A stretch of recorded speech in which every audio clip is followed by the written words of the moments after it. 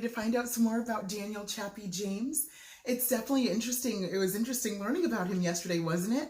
Finding just how he started out his life. He was what, 17th child in his family, with Daniel and Lily James, the 17th child of them. And he just went by the nickname Chappie throughout his life. It was just a thing. But his mom did what? Well, what was his mom?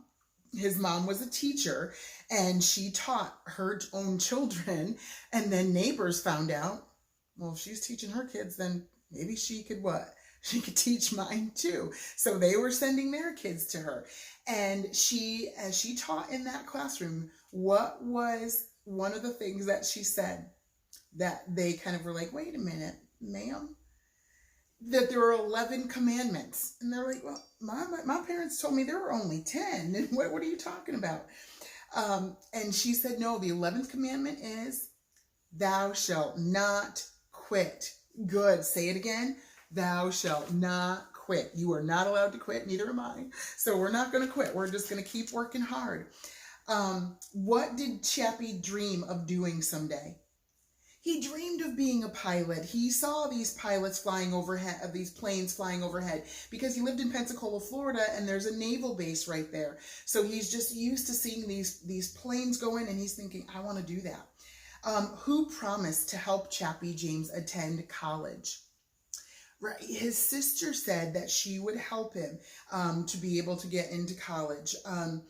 Then what college did he end up going to? He went to Tuskegee Institute, yes, which was really neat.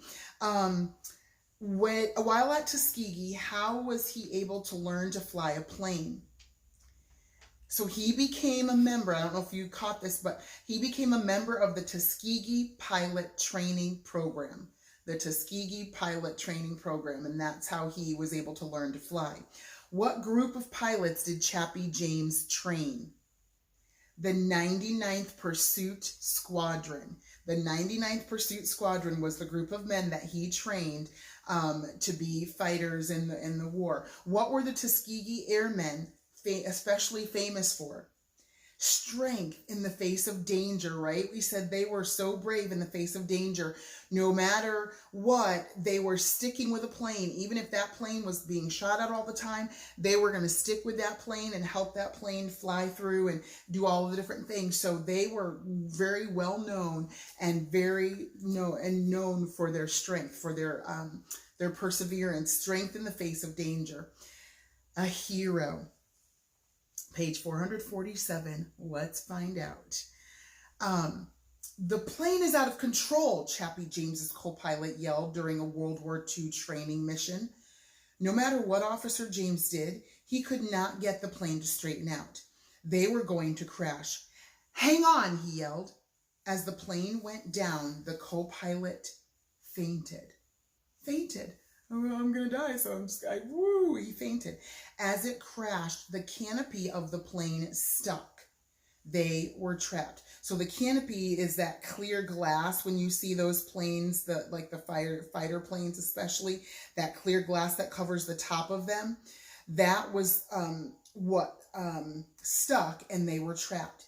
Chappie James knew the flames from the crash would soon reach the fuel tank and cause the plane to explode. With all the strength he had, he broke the canopy open and pulled his co-pilot to safety just moments before the plane exploded. Like, this is one of those things that you see in the movies, right? Where it's, he's going, oh man, we're stuck. The co-pilot's like, he's fainted. I got to get out of here. So he's, like, I don't know how or what he used to try to break open that canopy, but he gets the canopy open, grabs that co-pilot, drags him, and all of a sudden, and they're like, just in the nick of time. The two men escaped with only a few burns. How amazing is that? Serving in the Air Force. After Lieutenant Chappie James recovered, he was sent to Korea and flew 101 combat missions in the Korean War. He flew 101 combat missions. He was awarded a Distinguished Service Medal for his bravery.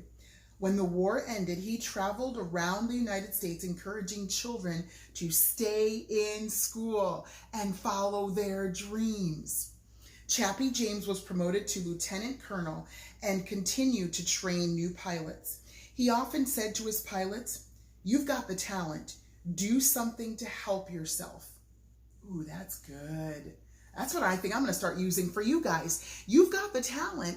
Now do something to help yourself. You've got the talent to do well in school, but you've got to put the effort in. Are you watching these videos, carefully? Are you really paying attention and listening and learning the best you can? I know it's not easy. Believe me, we teachers are feeling it too. There's a lot that we're trying to get in for you, getting this content in for you and trying not to make it too crazy and too long and too much, but also trying to grade your things and trying to make sure to support you whenever you need support.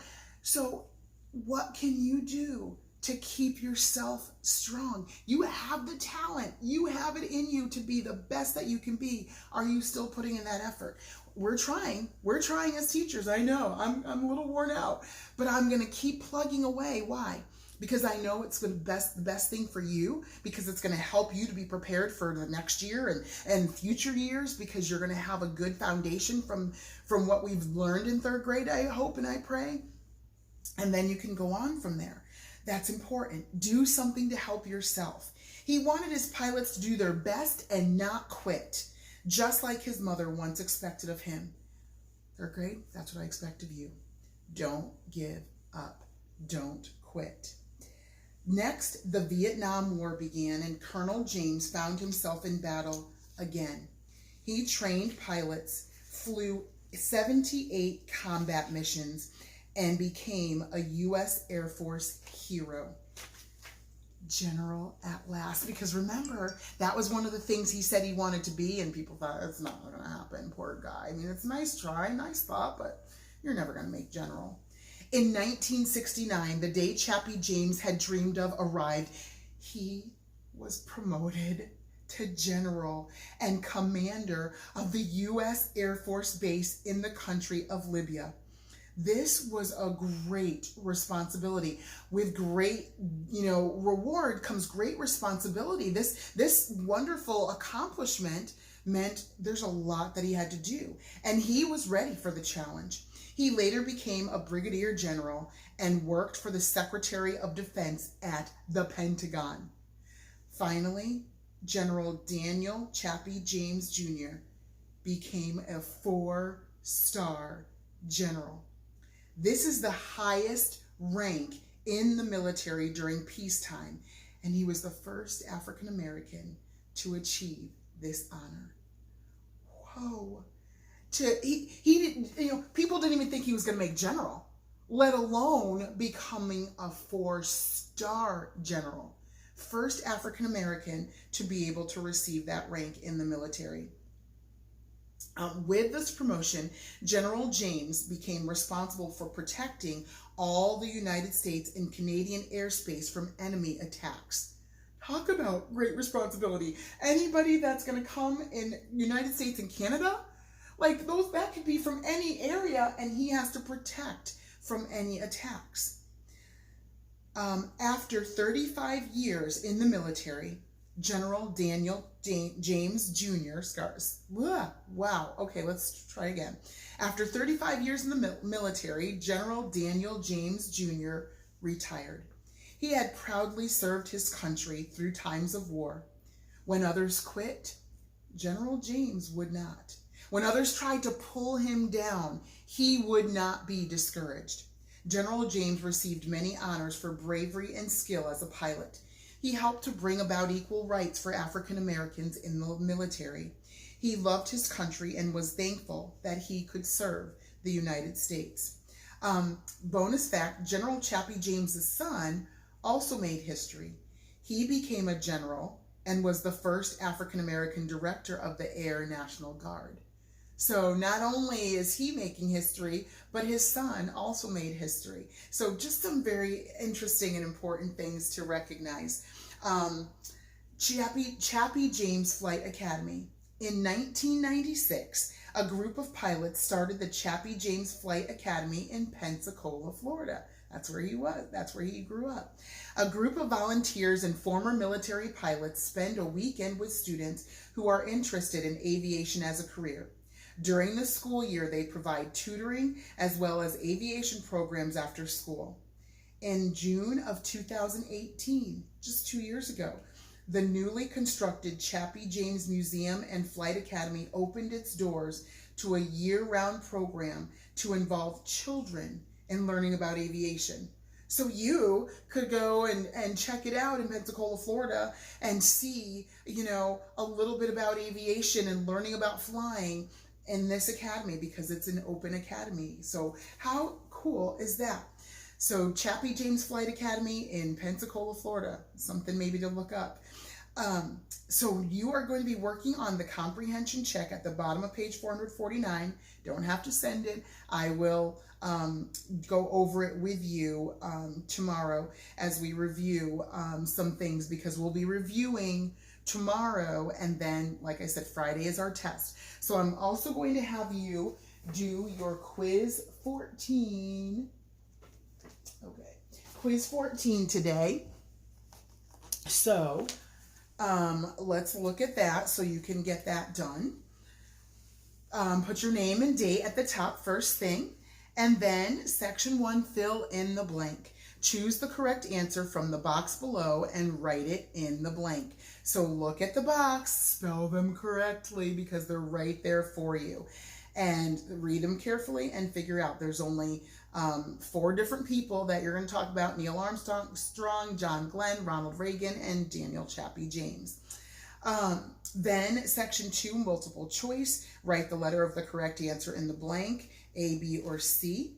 Then you have that map that I told you of the landforms, volcanoes and mountains and rivers and gorges and deserts and plains and valleys and all kinds of things. So waterfalls, all of that you need to be labeling the letter for what they are. So I hope that you did study that yesterday. If you didn't study that yesterday and you haven't been watching these videos, you're not going to know these, and that's going to be really rough for you, because if you're watching the videos, please watch them. That's why I make them all, so that you'll know on Friday, part of your test is this same map. So you're going to have a map of landforms as well as a map of the United States, and you're going to, they're going to have letters in the states, and you're going to have to determine which, state that letter is.